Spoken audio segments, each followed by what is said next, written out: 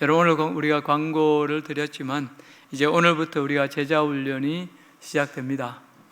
특별히 오늘 이제 오후 2시에 지하에 있는 우리 소예비실에서 OT가 시작되는데요.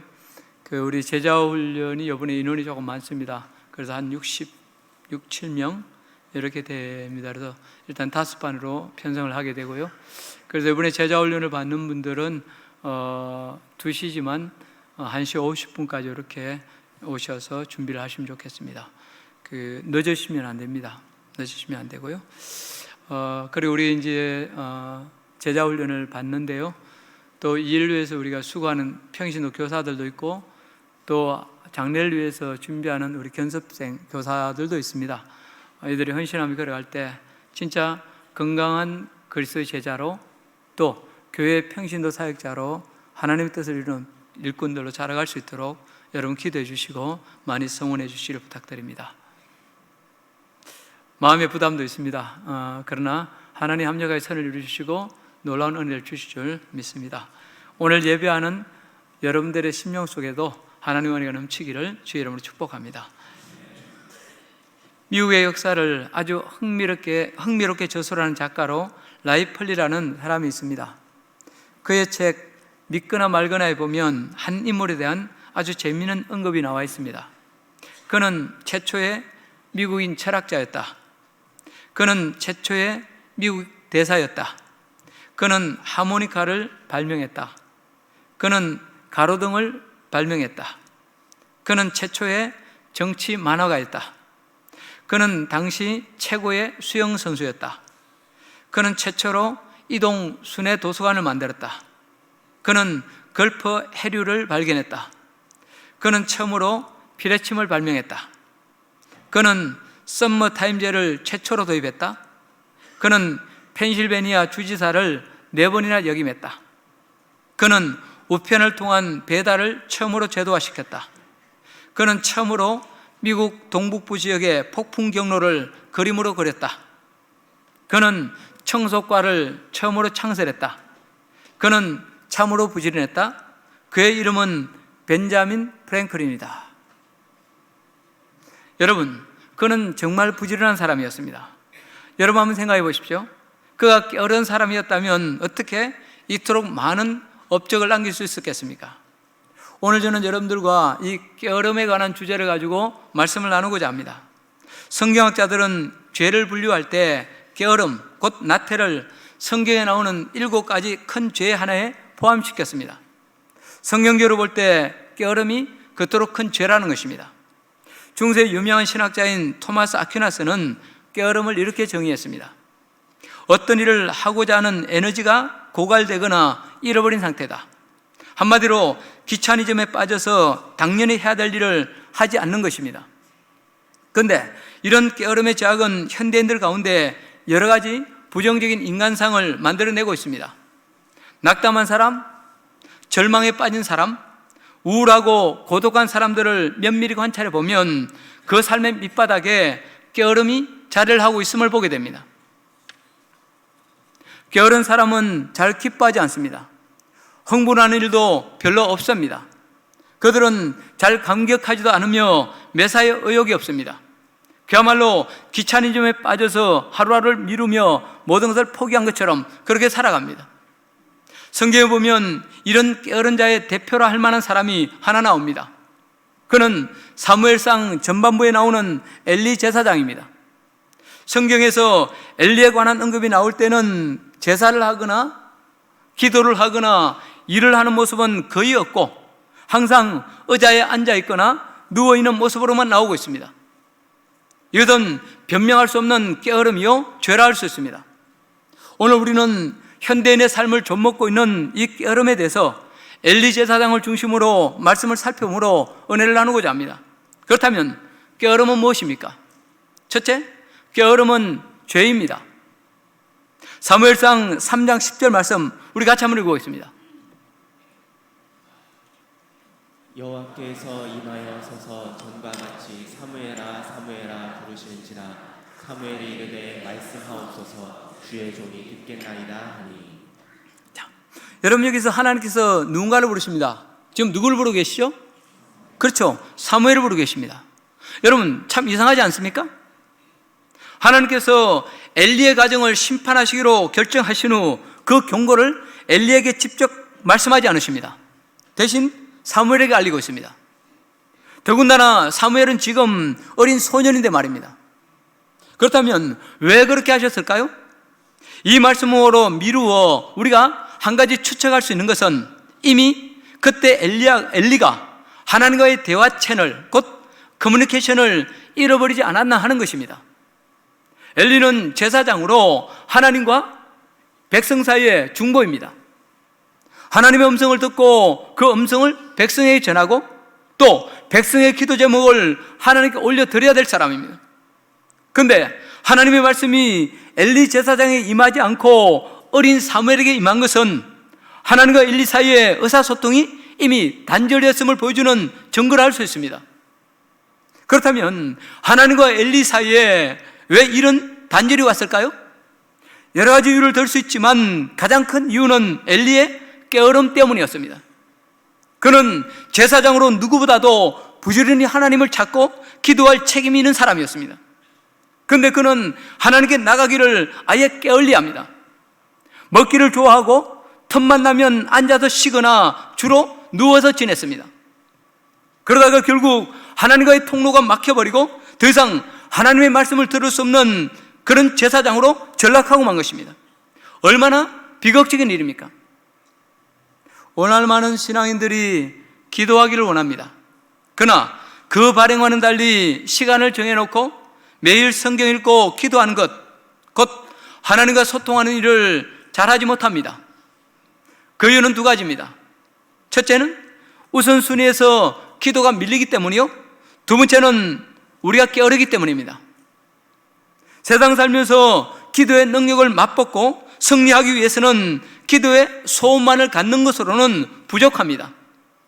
기도의 소원을 넘어서 직접 기도해야 합니다.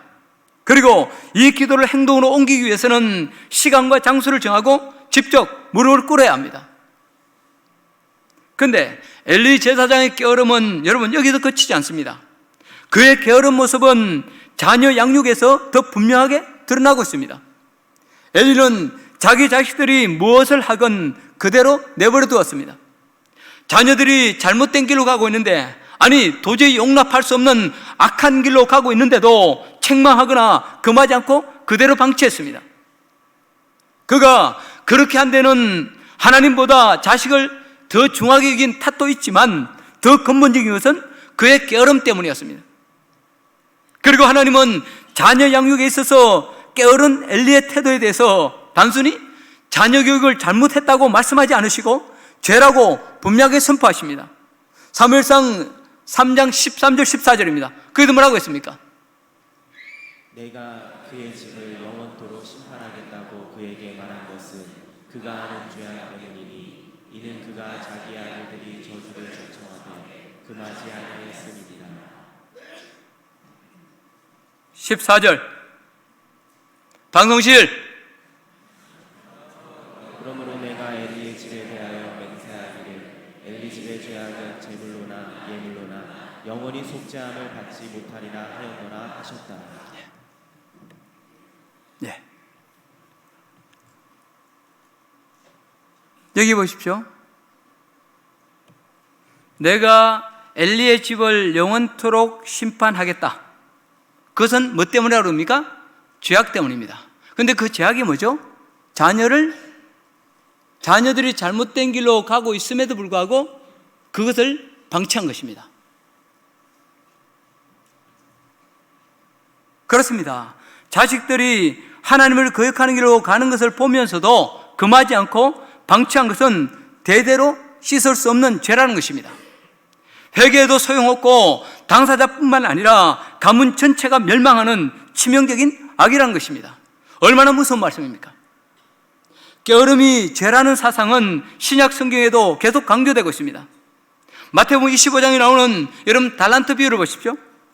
물론 말씀의 포커스가 약간 다르긴 하지만 거기서 예수님은 한 달란트 받은 종의 게으름을 심각하게 책망하십니다. 뭐라고 하셨습니까? 마태복음 25장 26절 말씀입니다. 그 주인이 대답하여 이르되 악하고 게으른 종아, 나는 심지 않은 데서 거두고 해치지 않은 데서 모으는 줄로 내가 알았느냐. 그렇습니다. 악하고 게으른 종아. 여기도 주인은 게으름과 악함을 동일시하고 있습니다.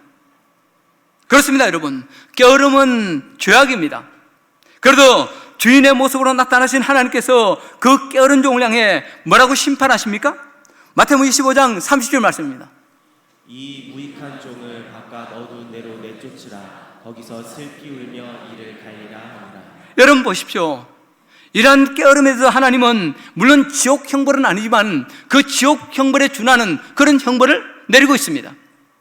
사랑하는 성도 여러분, 지금까지 여러분은 이 깨어름에 대해서 어떻게 생각하셨습니까? 물론 바람직한 모습은 아니지만 그렇게 심각한 죄라고 생각해 본 적은 없습니다. 조금만 정신 차리고 조금만 노력하면 금방 고칠 수 있는 삶의 다양한 모습 가운데 하나라고 그렇게 생각했을 것입니다. 그러나 깨어름은 단순히 바람직하지 못한 삶의 모습, 삶의 스타일 정도가 아닙니다. 그것은 죄입니다. 그것도 소중한 내 인생의 수레바퀴를 송두리째 망치고 하나님의 심판을 부르는 심각한 죄입니다. 이제라도 이 깨어름이 심각한 죄라는 사실을 깊이 깨닫고 새롭게 각성할 수 있기를 주의 이름으로 축복합니다. 두 번째로, 게으름은 습관입니다. 게으름은 하나의 습관입니다. 그것도 우리를 파멸로 끌어가는 아주 악한 습관입니다. 성경을 좀 자세히 관찰해 보면 엘리 제사장의 게으름이 어느 날 갑자기 하루아침에 생긴 것이 아님을 우리는 알 수 있습니다. 오랜 세월을 두고 차츰차츰 반복적으로 굳어진 습관이었습니다. 여러분, 성경에 등장하는 엘리의 첫 모습을 한번 보십시오. 사무엘상 1장 9절입니다. 그들이 실로에서 먹고 마신 후에 한나가 일어나니 그때 제사장 엘리는 여호와의 전 문설주 곁 의자에 앉아 있었더라.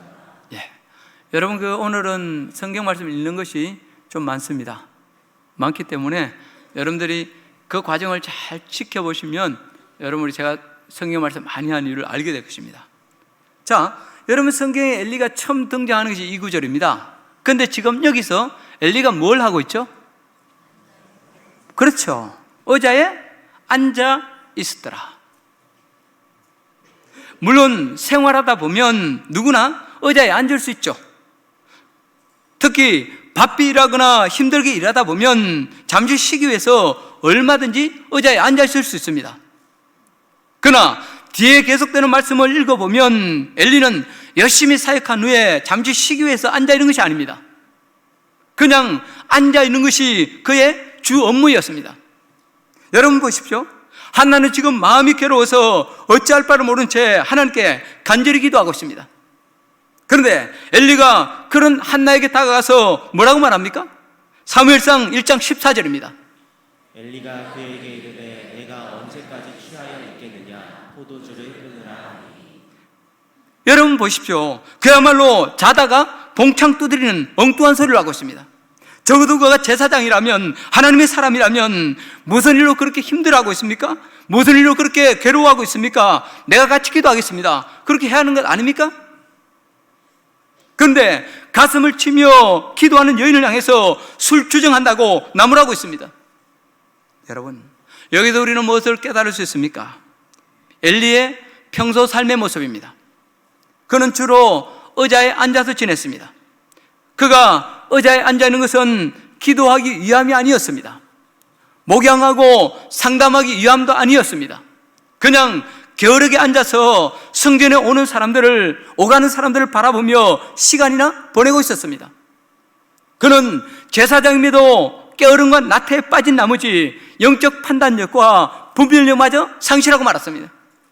얼마나 어처구니 없는 일입니까? 근데 엘리의 이러한 게으름은 시간이 지날수록 점점 그 도를 더해갑니다. 사무엘상 4장 13절 말씀 우리 같이 보겠습니다. 그가 이를 때는 엘리가 길려 자기의 의자에 앉아 기다리며 그의 마음이 하나님의 괴로 말미암아 떨릴 즈음이라. 그 사람이 성읍에 들어오며 알림에 온 성읍이 부르짖는지라. 자 보십시오. 여기서도 엘리는 의자에 앉아 있습니다. 블레셋과의 전쟁에서 패해서 벗겨마저 빼앗긴 절박한 상황인데도 그는 여전히 의자에 앉아 있습니다. 백성들이 전쟁에 나가 수없이 죽고 온 도성이 일어나 부르짖는 속에서 그는 여전히 앉아 있습니다. 일이 이렇게 되었으면 여러분 일어나서 벗개를 찾을 방법을 강구하든지 아니면 무릎을 꿇고 통곡하며 하나님의 긍휼을 구하든지 해야 하는 것 아닙니까? 그런데도 그는 계속 앉아있기만 합니다.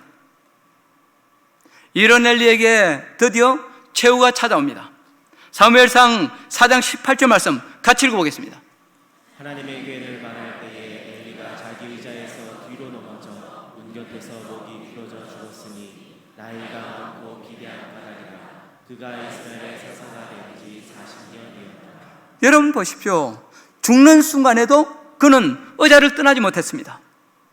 의자에 앉아있다가 뒤로 자빠져 목이 부러져 죽었습니다. 나이가 많고, 여러분 거기 보니까 여러분 성경은 그의 몸이 비대했다고 이런 표현을 하고 있습니다. 일하지 않고 계속 앉아만 있으니 비둔해질 수밖에 없었던 것입니다. 게으름이 만들어내는 비극적인 최후와 국가적인 재앙, 이것이 엘리의 생애였습니다.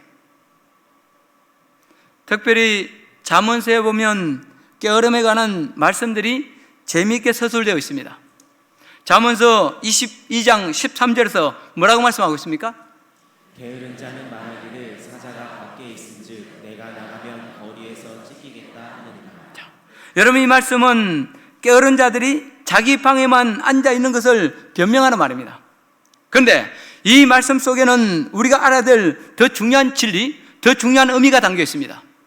즉 게으름은 사람들로 하여금 부정적인 선입관, 편견을 갖게 하고 그 부정적인 선입관을 의지하게 만든다는 것입니다. 자, 여러분 한번 보십시오. 오늘 보면 게으른 자는 말하기를 사자가 밖에 있은즉 내가 나가면 거리에서 찢기겠다 하느니라. 그런데 자, 물어봅시다. 여러분 한번 보십시오.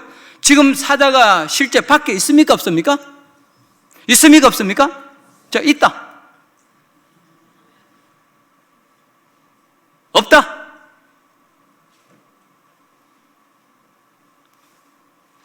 있는지 없는지 모르겠다. 예, 정답은 한 명입니다. 여러분 지금 밖에 사자가 있습니까 없습니까? 있을 수도 있고 없을 수도 있죠. 그런데 여러분도 여전히 똑같이 편견의 희생자들이에요. 여러분 없다는 말씀 있습니까? 있다는 말씀 있습니까? 그렇습니다. 있을 수도 있고 없을 수도 있습니다. 있는지 없는지는 어떻게 해야 됩니까? 나가봐야 아는 것입니다. 그런데 게으른 자는 여러분 어떻습니까? 사자가 밖에 있다고 아예 단정해버립니다. 그리고는 그 부정적인 선입관, 다시 말해서 사자가 밖에 있다는 그 부정적인 선입관에 근거해서 자신의 행동, 자신의 게으름을 정당화시켜버립니다. 오늘날 우리 주위에도 이런 부정적인 선입관에 사로잡혀서 스스로를 게으름의 늪속으로 몰아가는 사람 얼마나 많은지 모릅니다. 또 여러분 이런 잘못된 선입관에 사로잡혀서 열심히 일하고자 하는 다른 사람의 의욕을 꺾어버리고 그들도 함께 게으르게 만드는 사람 얼마나 많은지 모릅니다. 또 여러분 잠언서 26장 14절 뭐라고 말씀하고 있습니까? 문짝이 돌저귀를 따라서 도는 것 같이 게으른 자는 침상에서 도느니라. 대문짝이 돌적이에 고정되어, 옛날 여러분 대문을 보시면 되는 전통감 이런 데 가면 압니다만은 여러분 대문짝이 돌적이에 딱 고정되어서 그것은 뭡니까? 삐걱삐걱하면 돌아갑니다. 문이. 그처럼 이렇게 고정되어 움직이는 것처럼 게으른 사람은 온종일 침상을 떠나지 못하고 그 위에서 뒹굴뒹굴 한다는 것입니다. 얼마나 신랄한 비유입니까? 더 재미있는 말씀이 있습니다. 여러분 잠언 26장 15절입니다. 같이 읽어보겠습니다. 게으른 자는 그 손을 그릇에 넣고도 입으로 올리기를 두려워하노라. 저는 여러분 이 말씀을 이렇게 하면서 설마? 이런 생각이 들더라고요. 저도 많이 게으른 편이지만 여러분 이런 부분까지는 못 갔거든요. 물론 배가 안 좋거나 배가 불러서 들지는 않은 적은 있지만 혹시 여러분들은 그런 경우 한 적 있습니까? 예, 없어서 다행입니다. 어떻게 보면 이것은 어떻습니까? 그야말로 게으름의 절정, 그 절정까지 간 모습이라 할 수 있습니다. 사랑하는 성도 여러분, 정도의 차이는 있지만 혹 우리에게는 이러한 모습이 없습니까? 아침마다 일하러 가는 것이 귀찮아서 투덜거리며 불평하지 않습니까? 성실하게 한 푼 두 푼 버는 것보다 어디 일확천금을 얻을 수 있는 것, 벌 수 있는 것이 없을까 하며 엉뚱한 것을 기웃거리고 있지는 않습니까? 그러나 영광스러운 내일은 오늘을 성실하게 산 사람만이 거둘 수 있는 복된 열매입니다. 한때 유명했던 일본 MK택시의 유봉식 회장이 이런 말을 했습니다. 부지런함은 행복의 왼손이고 전략은 행복의 오른손이다. 이제 우리 사회도 결과보다 가정을 중시하는 풍토가 정착이 되어야 합니다. 성실하게 일하고 성실하게 노력하는 사람이 존경받고 대우받는 사회가 되어야 합니다. 그래야 이 땅에 소망이 있고 장래가 있습니다. 특별히 우리 그리스도인들은 내가 얼마나 벌었나? 내가 얼마나 높아지나는 그 결과보다도 성실하게 일하는 그 자체에서 기쁨과 생애의 의미를 찾을 수 있어야 합니다. 이것이 성도의 바람직한 자세요, 하나님의 은총을 덧입는 비결을 할 수 있습니다. 세 번째로, 게으름은 소명의 결핍에서 오는 것입니다. 여러분, 엘리의 소명이 무엇입니까? 제사장입니다. 그의 가장 큰 소명은 제사장의 역할을 제대로 하는 것입니다. 그러나 그에게는 이 소명감이 없었습니다. 그의 중요한 책임 중 하나가 하나님의 법궤를 보존하는 것인데 엘리는 자기 아들인 홈리와 비나스에게 그 법궤를 맡겨버렸습니다. 그런데 이 두 아들이 어떤 아들입니까? 한마디로 하나님을 알지 못하는 불량자들이었습니다. 성경에 보면 이들이 얼마나 악한 자들이냐 하는 것이 세세히 나오고 있습니다. 그들은 백성이 제사 드릴 때 좋은 것은 자기들이 먼저 먹습니다. 그리고 하나님께 돌아가야 될 것까지 억지로 빼앗습니다. 정 안 되면 사람들을 보내서 린치를 가해서라도 그들의 욕구를 채웠습니다. 그래야 하나님을 멸시했습니다. 또 회막에서 수종드는 여인들과 공공연하게 부정한 관계를 맺음으로 하나님의 성전을 더럽혔습니다. 그런데 자기가 힘들다고 이런 아들들에게 하나님의 법궤를 맡겨버렸으니 여러분 말이나 됩니까? 주위에 보면 부모가 최선을 다하고 그 행실이 훌륭한데도 자녀들이 잘못된 길로 가는 경우가 종종 있습니다. 그러나 엘리는 제사장이면서도 분명한 소명의식이 없었습니다. 너무 무책임하게 자녀들을 방치했습니다. 그는 자녀 교육뿐만 아니라 매사에 무기력하고 게을렀습니다. 그 결과 하나님의 법궤는 빼앗기고 두 아들은 전쟁터에서 비참하게 죽고 말았습니다. 여러분, 주위 사람들을 한번 관찰해 보십시오. 성실하지 못하고 일하지 않은 사람들에게는 공통점이 있습니다. 그들에게는 뚜렷한 목표의식이 없습니다. 일을 해야 될 분명한 이유와 소명의식이 결여되어 있습니다. 그렇기 때문에 어느 한 곳에 마음을 쏟지 못하고 이것저것을 기웃거리며 방황하고 있습니다. 이것도 아니고 저것도 아닌 것 같아 어느 하나에 제대로 집중하지 못합니다. 또 이런 삶이 계속되다 보니 자기도 모르는 사이에 귀차니즘에 빠져서 자꾸 뒤로 미루다가 소중한 인생을 낭비해버리고 맙니다. 그러나 소명의식이 분명한 사람은 어떻습니까? 그는 어떤 자리에 있든지 자신이 해야 될 일을 잘 압니다. 물 한 방울 없는 사막에 갖다 놔도 그곳에 샘을 파고 새로운 물길을 내버립니다. 부르신 소명을 다 이루기까지 이만하면 됐다고 쉬는 법이 없습니다. 왜? 그 소명의식이 하나님의 부르심이 그 사람을 사로잡아 그대로 놔두지 않기 때문입니다. 목사가 사람을 함부로 판단해서는 안 됩니다만 제가 별로 탐탁지 않게 생각하는 부류가 있습니다. 명함에다가 자신의 직책을 대여섯 개씩 잔뜩 써놓고 다니는 사람입니다. 그런 사람을 보면 일단 의심이 가고 믿을 수가 없습니다. 그는 자신의 화려한 스펙이나 신분을 자랑하기 위해서 그런 명함을 가지고 다니는지 모르겠습니다. 그러나 이런 분들을 보면 마음속으로 저분은 과연 명함에 쓰인 직책을 제대로 감당할 수 있을까? 감당하고 있을까?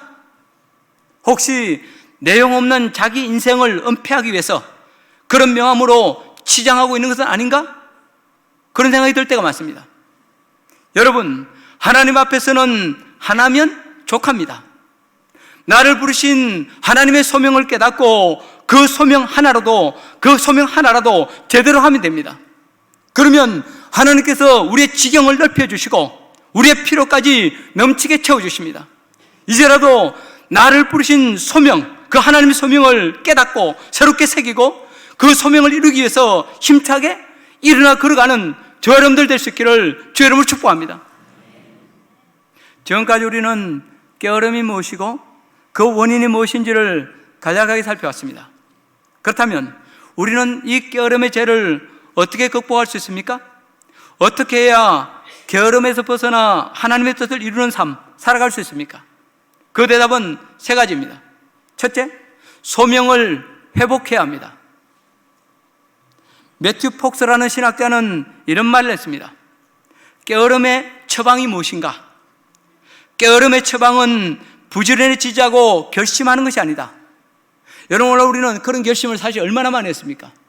그런데 그런 결심을 했다고 우리 삶이 변화되던가요? 그 진정한 처방은 당신 안에 있는 불꽃을 다시 발견하는 것이다. 그리고 그 불꽃을 태우는 것이다. 여기서 매튜 폭스는 소명을 불꽃에 비유합니다. 그리고 소명을 위해 자신의 삶을 불태우라고 강하게 권면하고 있습니다.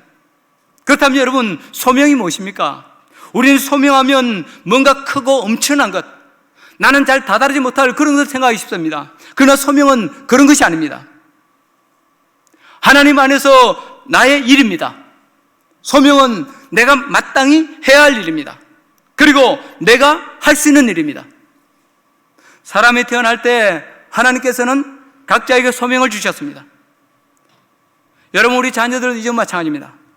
자녀들이 전공이나 직업을 선택할 때 소위 돈이 되고 인기 있는 그런 인기학과나 직업을 선택하도록 우리 부모들이 종용하는 경우가 종종 있습니다. 그러다 보니 자녀들은 자기 전공이나 일에 흥미를 느끼지 못하고 소홀하게 됩니다. 그러나 정말 자신이 하고 싶은 일, 해야 할 일을 발견하면 여러분 어떻습니까? 그들의 눈에서 불이 나옵니다. 그 일에 하고 싶어서 견딜 수가 없습니다. 그러면 자동적으로 부지런해지게 됩니다. 제가 아는 목사님의 아들 하나가 있습니다. 이 친구는 집에서도 별로 의욕이 없이 빈둥거리고 대학을 다니는데도 다니는 둥 마는 둥 시큰둥하게 생활했습니다. 학교를 갈 때도 언제나 늦게 나가서 지각이 일상화되는 삶을 살았습니다. 그러니 여러분, 부모가 얼마나 걱정이 되었겠습니까? 그래서 만날 때마다 자기 아들을 위해서 기도해달라고 우리에게 부탁했습니다. 근데 어느 날부터인가 이 아들이 달라졌습니다. 내 아이가 달라졌어요. 새벽 일찍 일어나서, 그렇게 학교 안 나가던 그 아이가 새벽 일찍 일어나서 혼자 나갑니다. 그리고 밤 늦게까지 그렇게 합니다. 그런데 아주 바쁘게 움직이기 시작했습니다. 부모들이 깜짝 놀랐습니다. 그래서 내용을 알아보니 이 아들이 학교 안에 한 서클에 들어갔는데 그 서클이 컴퓨터를 이용한 창업 동아리였습니다. 그곳에서 그는 자기가 정말 하고 싶고 또 해야 할 일을 발견했습니다. 그 결과 생활까지도 그렇게 확 바뀐 것입니다. 여러분, 이것이 바로 소명의 힘입니다. 우리는 종종 소명하면 목사가 되고 선교사가 되는 것이라고 그렇게 생각합니다. 또 일에 있어서도 꼭 전도나 선교와 관련된 것만 소명이라고 생각하는 경향이 있습니다. 그러나 사실은 그렇지 않습니다. 전도가 소명이듯이 우리의 직업도 하나님의 소명입니다. 내 직업을 통해서 하나님께 영광 돌리라고, 하나님의 영광을 드러내라고 하나님께서 저와 여러분을 각자 일터로 불러주셨습니다. 그 일터에서 주어진 일을 성실하게 감당함으로 하나님께 영광 돌릴 때, 주의 이름을 드러낼 때 우리는 그 일을 통해서 소명을 이루어가는 것입니다. 하나님께서는 모든 사람에게 소명을 주십니다. 목사에게는 말씀을 선포하고 교회를 섬기는 소명을 주셨고, 여러분에게는 각기 다른 소명, 각자 일태 소명을 주신 것입니다. 다 똑같이 중요한 직업이고 다 똑같이 중요한 소명입니다. 사랑하는 성도 여러분, 어린 사무엘을 찾아오시고 그를 부르신 주님께서 오늘 저와 여러분들을 부르십니다. 누구야? 내가 너를 불렀다. 네가 해야 할 일 있다. 내가 네게 시킬 일이 있어. 여러분, 아직도 소명을 발견하지 못했습니까? 해야 할 일을 제대로 찾지 못했습니까? 그러면 기도하십시오.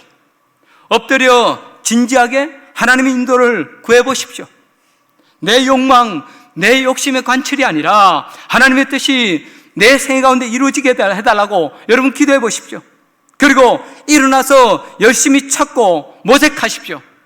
그러면 하나님께서 여러분이 해야 할 일, 그것을 위해 살고 그것을 위해 에너지를 쏟아야 될 소명을 발견하게 해주실 것입니다.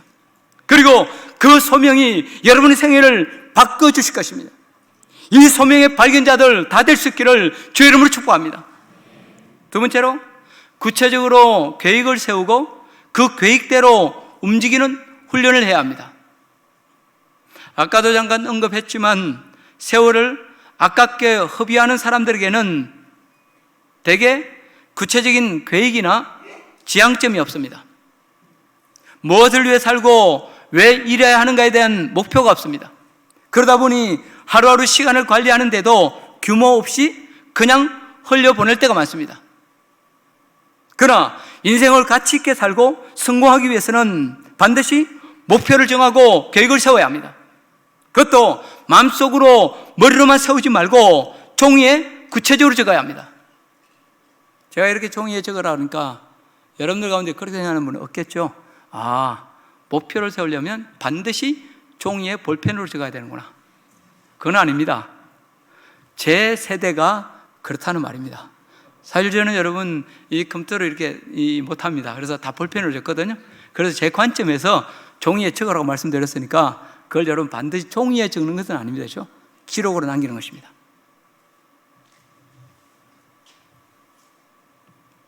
예를 든다면 인생의 장기 목표를 여러분 먼저 종이에 적어 보십시오. 기도와 상상력을 최대한 발휘해서 일생 동안 이루고 싶은 비전, 꿈을 그리십시오. 가능한 한 크게 생각하는 것이 좋습니다. 그런 다음에 그 소원을 10년 단위로 나누십시오. 앞으로 10년 후 내가 되고 싶고 또 하고 싶은 그것을 구체적으로 적으십시오. 그리고 그것을 다시 5년 단위로 나누고, 그리고 그 5년 단위 계획을 이루기 위한 1년 단위의 실제적인 목표와 계획을 세우십시오. 거듭 말씀드리지만 이 계획들은 내 머리나 내 마음에 둬서는 안 됩니다. 명확하게 써서 카드나 수첩에 적어야 합니다. 장애물이 있다면 그것을 어떻게 극복할지도 여러분 적으십시오. 이렇게 적어놓고 매일 점검하며 도전할 때 여러분 우리 행동에 변화가 일어납니다.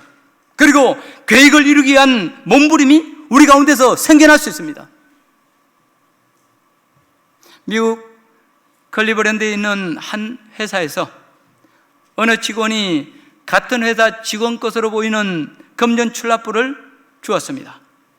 그 금전 출납부에는 펜촉 하나, 빵 한 조각, 심지어 성냥 작은 거 한 갑, 이런 것에 이르는 아주 작고 사소한 것이 빠지지 않고 다 기록되어 있었습니다. 그 출납부를 본 직원들은 이것 좀 봐, 이 친구 진짜 째째하네, 이래가지고 무슨 큰일을 할 수 있겠어, 그렇게 말했습니다. 그 금전 출납부는 금방 회사 안에서 화제거리가 되었습니다. 사람들은 그 금전 출납부를 돌려보며 낄낄대고 비웃었습니다. 얼마 후 금전 출납부 주인이 나타나는데 그는 회사에서 심부름을 하는 사원 소년이었습니다. 얘야, 아무리 그래도 그렇지 이런 하찮은 것 뭐하러 일일이 기록하니? 빈정대는 그 사람들 향해서 이 소년은 주눅들지 않고 단호하게 말했습니다. 비록 작은 것이라도 이렇게 빼놓지 않고 적다 보면 마음의 수양이 되고 또 전략하는 자세도 생기는걸요? 그래, 여기 보니까 한 달에 3달러 저축하는 것도 되어 있는데 1년이면 36달러네? 야, 참으로 엄청난 돈이네? 너 큰 부자 되겠다. 그렇게 비웃으며 사람들은 그 소년 곁을 떠나갔습니다. 그러나 여러분 나중에 어떻게 됐습니까? 이 소년을 비웃던 사람들은 다 그대로였지만 이 소년은 후에 세계적인 사업가가 되었습니다. 그가 바로 록펠러입니다. 아주 작은시라도 계획을 세우고 기록하는 습관이 그것이 록펠러를 만든 것입니다. 여러분, 이 점은 저와 여러분들도 마찬가지입니다. 사실 저와 여러분 이미 경험해 본 바지만 목표에 맞게 계획을 세우고 그 계획대로 실천해 나가는 것 결코 쉽지 않습니다. 그래도 작심삼일 때가 얼마나 많습니까? 특별히 우리 가정주부들, 그렇죠? 어머니들, 그럼 가계부죠. 여러분, 가계부 쓰는 거 한번 보십시오. 제가 제자 훈련할 때도 여러분 가계부를 쓰도록 숙제를 줍니다만 아마 여러분들 가운데 그 가계부를 꾸준히 쓰고 있는 사람은 거의 없을 것입니다. 새해를 시작할 때는, 연말이 될 때는 뭔가 새로운 결심을 가지고 이제 가정경제를 좀 규모 있게 해봐야겠다 생각하고 아마 의욕 있게 시작합니다. 그런데 여러분 몇 개월 가지 않습니다. 그렇죠? 그래서 해봐야 소용없네? 맨날 남편이 적게 벌어다가 적자인 걸 해봐야 뭔 소용 있어? 변명하면서 그렇게 말하면서 내가 깨어려서는 말 안 해요. 그래서 싹 버려버립니다. 그래서 저는 그렇게 생각합니다.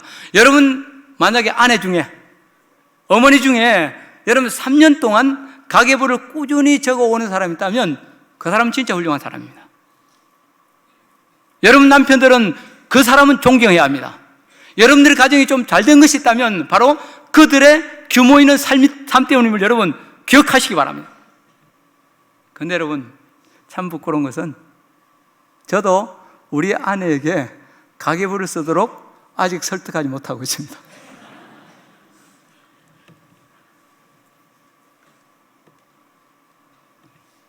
그렇습니다. 여러분 쉽지 않습니다. 우리가 목표를 정하고 그 계획을 세우는 것 절대로 쉽지 않습니다.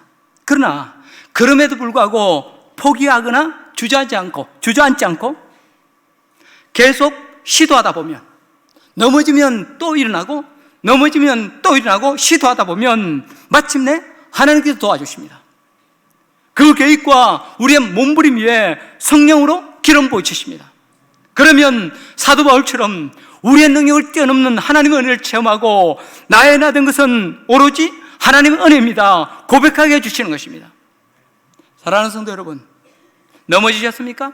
뭔가 계획을 세우고 추진했지만 여러분 이제 지쳐서 넘어졌습니까? 그러나 넘어져도 일어나십시오. 또 넘어져도 또 일어나십시오. 그리고 주님의 부르심을 향해 이제는 걸어가십시오. 그럴 때 하나님께서는 바로 바울처럼 하나님의 은혜입니다라는 고백의 주인공 되게 해주실 것입니다. 이 은혜를 다 체험할 수 있기를 주의 이름으로 축복합니다. 세 번째로, 사랑을 결단하고 사랑을 회복해야 합니다. 여러분, 게으름을 극복하는 것하고 부지런하게 되는 것하고 사랑하는 것과 무슨 상관이 있단 말인가? 근데 여러분, 상관이 있습니다. 살아가면서 게으름을 극복하고 소명으로 가득 찬 삶을 사는 가장 확실한 비결, 제일 좋은 길이 하나 있습니다. 그것은 사랑하는 것입니다. 사랑을 결단하고 사랑을 회복하는 것입니다. 사랑하면 모두가 부지런한 사람, 소명을 이루는 사람이 될 수 있습니다.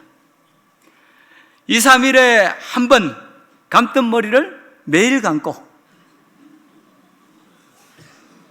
화장하지 않던 사람들이 갑자기 얼굴에 분을 바르기 시작합니다. 옷 매무새도 그렇게 신경을 쓸 수가 없습니다. 또 사랑하는 사람을 위해서라면 아무리 수고하고 땀을 흘려도 여러분 힘들지 않습니다. 오히려 신이 나고 기쁩니다. 그렇게 넘치게 희생하면서도 더해주지 못해서 안타까울 뿐입니다. 그래도 더 노력하고 더 부지런한 사람이 될 수밖에 없습니다. 이것이 사랑의 역사요, 사랑의 힘입니다. 그러나 여러분, 사랑의 열정이 식으면 어떻게 됩니까? 잘 보십시오. 우리의 관심이 점점 줄어듭니다. 그렇죠? 뭘 해도 별로 관심이 없어져요. 그때 여러분, 사랑하는 대상의 한 행동, 한 표정 하나가 다 관심의 대상이었는데 이제는 뭡니까? 관심이 점점 줄어듭니다.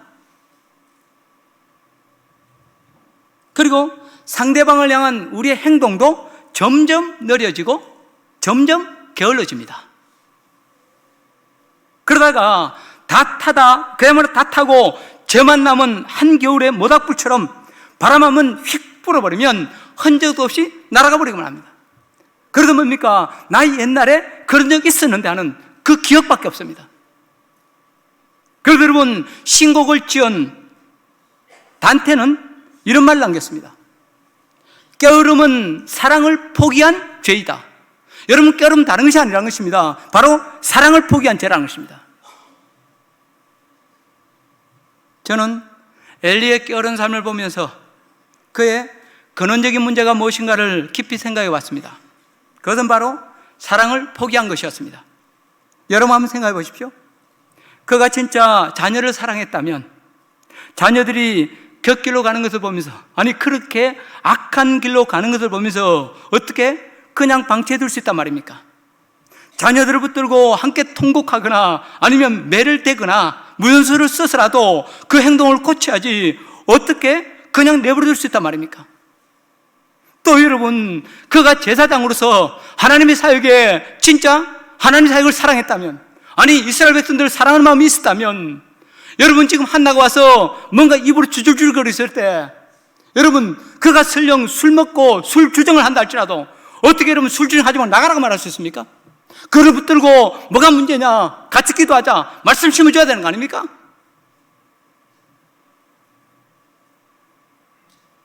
결국 사랑의 결핍이 그를 그렇게 만들고 만 것입니다. 여러분, 오늘 우리의 모습을 한번 보십시오. 언제부터인가 내 남편에 대한, 내 아내에 대한 나의 관심을 줄어가고 있습니까? 또 내가 아는 직장에 대한 나의 관심이 좀 줄어가고 있습니까? 왜 그렇습니까? 잘못되는 거 보면서 그냥 방치하고 그대로 내버려 두고 있습니까? 그 이유가 뭐라고 생각하십니까? 그렇습니다. 결국 하나님에 대한 사랑의 결력, 이스라엘 백성에 대한 사랑의 결력, 심지어 자기 가족에 대한 사랑의 결여가 무관심과 깨어름을 낳았고 그 결과 엘리와 그 가정이 그토록 비참하게 망하고 만 것입니다. 아니 이스라엘 민족 전체까지 망하게 하고 만 것입니다. 고린도전서 12장은 은사장이요 소명장입니다. 거기서 사도 바울은 성령의 은사와 소명을 소개한 후에 31절에서 결론적으로 이런 말씀을 주고 있습니다. 우리 같이 읽어볼까요? 세상에 있는 아니요. 너희는 더욱 큰 은사를 사모하라. 내가 또한 가장 좋은 길을 너희에게 보이리라. 예, 우리 방송실에서 잔뜩 긴장한 것 같습니다. 방송실 마음 풀어요. 막 앞에 걸 막 찍었어요. 참 성질이 못돼서 큰일입니다. 나이가 들면 환갑이 지나면 좀 사람이 돼야 되는데 잘 안 돼요. 특히 여기 서면 예민해집니다. 여러분의 행동 하나, 여러분의 눈짓 하나, 잠자는 모습 하나, 그게 제게 비수가 됩니다. 비수 맞고 가만히 있을 사람 있습니까? 이해하시기 바랍니다. 그렇습니다. 여기서 뭡니까? 바울은 너희는 더욱 큰 은사, 더욱 큰 소명을 사모하라. 내가 너희에게 가장 좋은 길을 보여주겠다고 말합니다. 그렇다면 여러분 물어보겠습니다. 여러분, 그가 보여주는 가장 좋은 길이 뭐죠? 그 좋은 길이 뭡니까? 그 좋은 길이 뭡니까? 백미옥 뭡니까? 그 좋은 길이 뭐죠? 바울이 우리에게 보여주고 하는 좋은 길, 가장 좋은 길. 그렇죠. 사랑. 그렇습니다. 사랑입니다. 그렇죠. 그래서 여러분 보십시오. 이렇게 내가 너에게 가장 좋은 길을 보여주겠다고 그렇게 말하고 나서 바로 이어지는 13장에서 바울은 뭡니까? 사랑에 대해서 이야기를 하고 있습니다. 여기서 사도 바울이 소명을 이루는 아주 제일 좋은 길, 소명을 이루는 제일 좋은 길로 사랑을 강조한 이유는 아주 분명합니다. 사랑하면 왜 그렇습니까? 사랑하면 부지런해지고 사랑하면 하나님의 소명을 이룰 수 있기 때문입니다. 아니, 사랑하면 넘치게 헌신할 수 있기 때문입니다. 그러나 내 삶이 아무리 화려하고 아무리 많이 누린다 할지라도 이 사랑이 없으면 그 삶은 게으른 삶입니다. 사랑이 없는 삶은 소명을 이루는 삶이 아니라 자기 욕망만 추구하는 삶이요, 가면 갈수록 하나님을 떠나고 하나님을 거역하는 그런 삶이 될 수밖에 없습니다. 따라서 세상 살면서 게으름을 극복하고 하나님의 소명을 이루는 최선의 길, 아니 거의 유일한 길은 사랑밖에 없습니다. 여러분, 예수님을 보십시오. 예수님은 내 아버지께서 일하시니 나도 일한다고 하시며 작은 짜투리 시간도 낭비하지 않으시고 그야말로 열심히 일하셨습니다. 때로는 잠도 걸으시고 식사를 걸으시면서까지 사역에 몰두하셨습니다. 왜 그랬을까요? 그 답은 하늘 아버지께 받은 소명 때문이요, 저와 여러분을 향한 사랑 때문입니다. 구원의 길을 알지 못한 채 유리방황하는 백성들을 볼 때마다 뜨거운 사랑의 열정이 예수님의 마음을 사로잡아 그냥 가만히 앉아 계실 수가 없었던 것입니다. 그대로 본 요한복음 13장 1절 후반부에서 뭐라고 말씀하고 있습니까? 세상에는 자기 사람들을 사랑하시되 끝까지 사랑하시니라. 세상에는 자기 사람들을 위해서 일하시되 부지런히 움직이시되 헌신하시되 사역하시되 끝까지 사역하시니라. 전의 말씀을 준비하면서 제 삶을 한번 돌아봤습니다. 저는 제 미래에 대해서 많이 고민을 합니다. 그리고 그 미래를 위해서 나름 계획을 세우고 열심히 준비도 합니다. 그래서 제 자신에게 이런 질문을 던져봤습니다. 너 같으면 그냥 대충 살아도 될 것 같은데 그처럼 고민하고 열심히 계획을 세우는 이유가 뭐냐? 그때 딱 한 가지 답이 떠오르더라고요. 그것은 사랑이었습니다. 하나님에 대한 사랑. 참으로 부족하지만 내 자녀와 내 아내와 내 자녀들에 대한 책임적 사랑, 내가 사랑을 비추고 있는 사람들, 또 나의 관심을 필요로 하는 낮은 자들에 대한 미약하지만 그 사랑, 교회에 대한 사랑, 또 나 자신에 대한 사랑이었습니다. 그러면서도 내 생각이나 이 사랑 고백처럼, 이 고백처럼 살지 못하는 저 자신이 몹시 부끄럽고 하나님 앞에 죄송했습니다. 사랑하는 성도 여러분, 여러분의 생애를 돌아보면 나름 소명의식과 꿈을 품고 열심히 산 적이 분명히 있었을 것입니다. 그러나 그 열정이 식었다면, 나도 모르게 게을러져 있다면, 어느 순간인가 귀차니즘에 빠져서 자꾸 일을 미루고 있다면 그 원인이 무엇입니까? 무엇이 여러분을 그토록 무심하게 만들고 무관심하게 만들고, 무엇이 여러분을 그토록 체념하게 만들고, 무엇이 여러분을 그토록 나태하게 만들고, 무엇이 여러분을 그토록 주저앉게 만들었습니까? 사랑할 대상을 여러분 잃어버렸기 때문 아닙니까? 아니, 그 사랑을 포기했기 때문 아닙니까? 그러나 여러분, 이 사랑을 잃어버리면 우리에게 남는 것이 뭐가 있습니까? 아무것도 없습니다. 그냥 무효, 허무일 뿐입니다. 이제라도 사랑 없는 삶의 허물을 깨닫고 내가 돌이킬 수만 있다면, 나를 향한 하나님의 사랑을 고백하고 그 사랑을 회복할 수만 있다면, 이제라도 사랑할 대상을 찾고 구체적으로 사랑하기 시작하면 그 사랑으로 인해서 여러분 다시 일어설 수 있습니다. 내 가족 중에 누군가 아픔 당했다면, 그를 향한 내 사랑을 회복할 수 있다면 여러분, 나로 말미암아 우리 가정 회복될 것입니다.